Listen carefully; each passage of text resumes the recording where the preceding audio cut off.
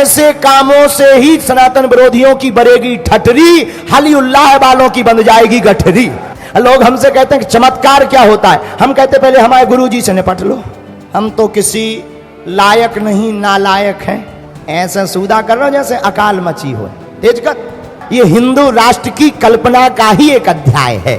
जब संत जिंदगी में आते हैं तो संस्कृति मुस्कुराती है। साधु जी सीताराम, ओ साधु जी सीताराम। माइक वाले तुम्हारे कक्का को नहीं लगने, तेज करो, करो तेज। तुम्हारे कक्का को लगने बटन ही तो दबाओ ने। ऐसा सूदा कर रहा हूं जैसे अकाल मची हो। तेज कर और तेज कर। हाँ अब ठीक है, कुछ थोड़ा हो। साधु जी, हाँ अब आ गए तुम लेन पे, अब लेन पे आ गए। तो पूज्य गुरुदेव भगवान की कृपा, उनका आशीर्वाद, हम तो किसी लायक नहीं नालायक हैं। लेकिन गुरुदेव भगवान की कल आज्ञा लगी रात को कि बेंगलोर जाने के पहले बुंदेलखंड में, मध्य प्रदेश में, समूचे भारत वर्ष का एक ऐतिहासिक काम होने जा रहा है। हरिहर तीर्थ का कल भूमि पूजन होने जा रहा है। तो पाठक जी तो पधारे ही थे धाम पर। हमने कहा था कि हम कोशिश है 16 तारीख की, लेकिन जब गुरु कृपा हो जाती है पर असंभव भी संभव हो जाता है। बस इसी का नाम गुरु कृपा है।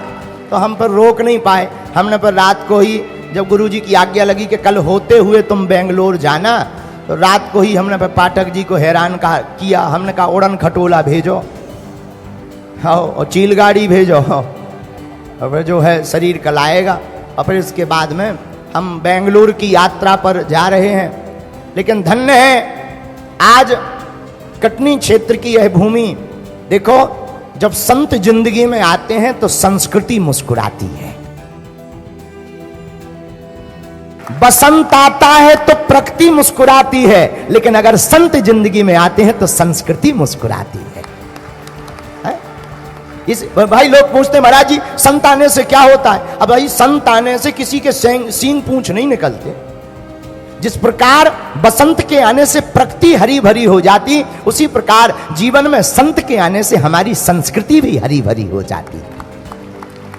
ऐसे परम पूज्य गुरुदेव भगवान जिन्होंने प्रेरणा दी हमारे गुरु भाई श्री संजय पाठक जी को कि आप जो है मध्य प्रदेश में कैसे हरिहर तीर्थ का व्यवस्था करो, ताकि समूचे मध्य प्रदेश के लोगों को एक ही जगह पर सभी भगवान के दर्शन प्राप्त हो जाए।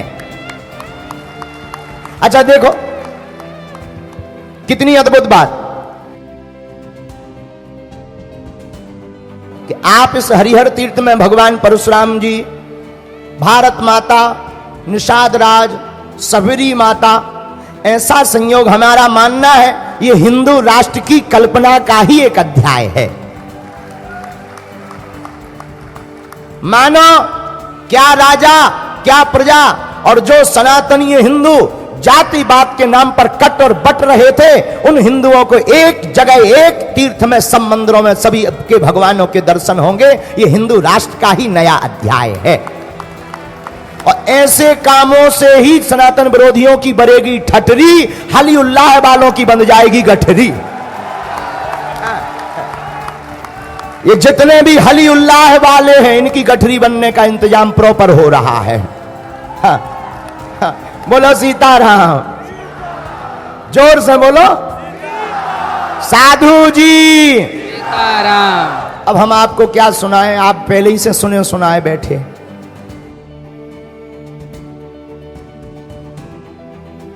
लेकिन फिर भी गुरु भाई की आज्ञा और गुरु जी की आज्ञा लगी कि जाओ मंच पर, हम यहीं बैठे बैठे सुनेंगे। गुरु जी आज पूरे दिन श्रम करते रहे। गुरुदेव भगवान एक तो आए हैं सुबह से, फिर भूमि पूजन में रहे, पूरे दिन का श्रम हो गया। एक बात बोले, अब आप लोगों का हम लोगों का सौभाग्य है, ऐसे युग में जी रहे। आने वाली पीढ़ी दर पीढ़ी युगों तक चर्चा चलेगी कि भारत में कोई एक ऐसे महापुरुष प्रकट हुए थे जिनके नयन जरूर नहीं थे, नेत्र जरूर नहीं थे, लेकिन उन्होंने लाखों नेत्रों को भी चकाचौंध अपनी विद्वता से कर दिया था। राम मंदिर के मुद्दा में जब परम पूज्यपाद सतगुरुदेव भगवान अदालत में जाकर ललकारे तो विपक्ष वाले भी जो हते वे भी हाथ जोड़ गए, बोले जय हो। लोग हमसे कहते हैं कि चमत्कार क्या होता है। हम कहते पहले हमारे गुरुजी से निपट लो, बचियो सो हमें मिलियो कौन है में, हम ठटरी बार भी। पहली बात तो गुरुदेव भगवान से बचोगे ही नहीं, बच जाओगे सो इंतजाम पर्याप्त है।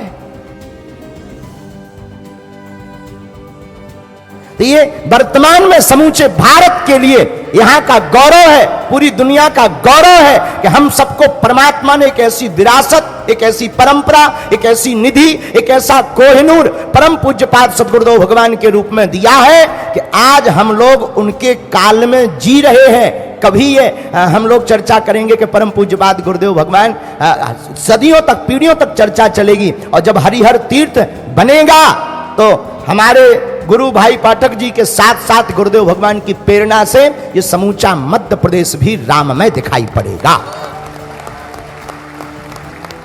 बोलो सीताराम। आपको सुनाना क्या है, जो हनुमान जी की प्रेरणा है तो एक दो बातें सुनाते हैं, और तुम भी दिन भर के बैठे बैठे आघा गए हुई हो हैं? और सुनने बुंदेलखंडी हाउ का कोई ठिकाना नहीं है। यहां आदमी कह दे हाओ, उनसे कहते कह भाई 5 मिनट में आ जाओगे, हाओ। जो न मानियो के 5 ही मिनट है, 50 भी हो सका।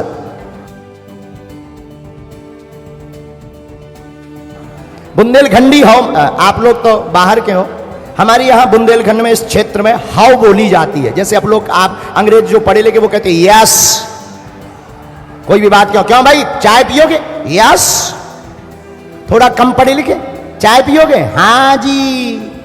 लेकिन हम लोग जैसे अनपढ़ गवार, चाय पियोगे, हाओ। हमारे यहां की हाओ इतनी खतरनाक है कि एक आदमी दिल्ली से चलकर कटनी आया, इनके बिजराघवगढ़ बेचारा आया, बोले ये बताओ कटनी यही है, बोले हाओ। व्यक्ति का दिमाग खराब कि हाओ कौन सो शहर है। उसने कहा लगता है गलत जगह आ गए, कटनी की जगह पन्ना में घुस गए, ये कौन हाउ शहर है। बोले भाई साहब, दूसरे से पूछा क्यों भैया कटनी यही है, बोले हाउ। अब और दिमाग खराब। तो एक दुकानदार पढ़ा लिखा था, उससे पूछा क्यों जी भैया जी कटनी यही है, बोले हाँ। बोले आप ठीक मिले। बोले क्यों, बोले अभी जितने मिले सब हाउ कह रहे, हमें लगा कोई हाउ शहर है। अरे बोले तुम्हें पता नहीं है, जो ज्यादा पढ़े लिखे नहीं है वो कहते हाउ, जो पढ़े लिखे हैं वो कहते हाँ, जो ज्यादा पढ़े लिखे हैं वो कहते यस। तो फिर दिल्ली के आदमी ने हाथ जोड़ के कहा लगता है आप बहुत अच्छे पढ़े लिखे हैं, बोले हाउ। ये हमारी बुंदेल। तो जल्दी तो नहीं है तुम लोगन का, सुनने हैं हाउ। जय हो जय हो जय हो। अब हाउ का कोई ठिकाना ही नहीं है। बोलो सीताराम।